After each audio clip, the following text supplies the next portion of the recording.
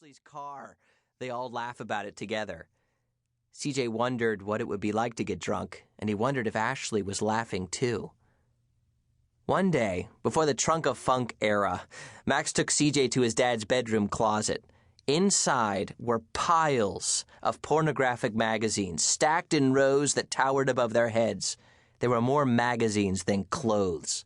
Something deep in CJ's gut rebelled. This isn't right, he thought to himself. But Max's dad thinks it's fine.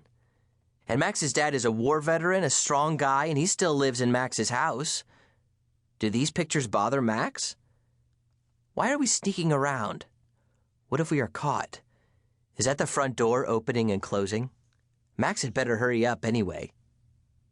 Max navigated the closet as though he'd done it before. He pulled down a magazine and thumbed through the pages. At that moment, CJ knew he was the only sheltered person standing in the closet. Max is all right, CJ thought. He sticks with me, but my stomach aches. I shouldn't look at this stuff. But I'm curious. Just a little curious. It won't hurt me to just look. They took a few of the magazines and put them in Max's closet. 2 months later, CJ turned 15. Through those years, CJ and Max savored the more complicated pleasures of their self-made world.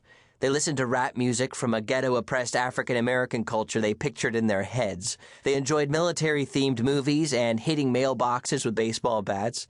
They loved the idea of civil rebellion and hatred of the police, although they never attended a protest and rarely encountered the authorities. At home, CJ grew persistently more rude and argumentative toward his mother and sister. His mind moved with belligerence and anger. His best weapon was his sharp and deprecating tongue. His mother disapproved of his music, mysterious capers, and friends, but she rarely made demands besides going to church on Sunday, eating dinner together each weeknight, and a midnight curfew on the weekends. When Halloween came, CJ's mother asked him to take his sister to a Halloween alternative party at their church. "Mom, come on, that's boring. I don't want to do that," he exclaimed. His mother consented under his onslaught of words. CJ, now alone in the house, met Max at the front door before sunset. "Do you have the bottles?" Max asked. CJ grinned. He filled them that afternoon with the acid used to balance the chemicals in the swimming pool.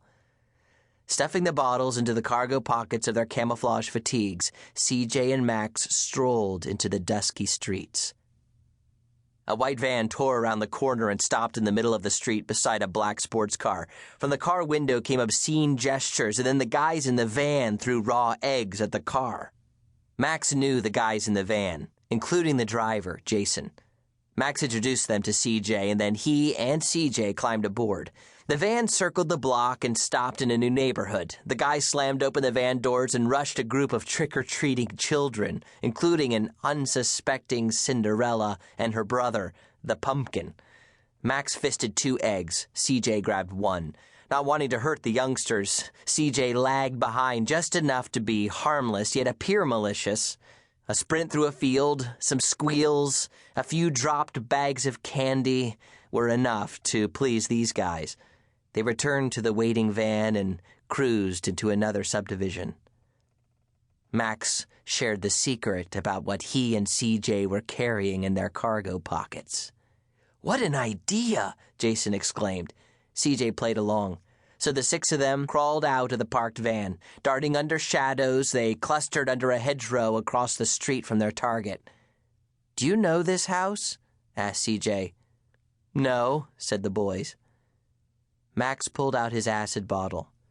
They mixed the chemicals to create a reaction. Then one guy bolted across the street, opened the mailbox, and shoved the bottle inside before hurrying back. The boys huddled together under a bush and held their breath.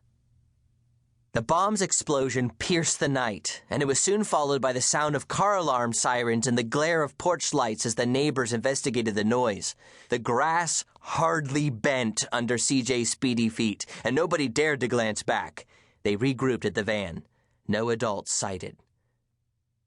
As the evening waned, the neighborhood children went indoors.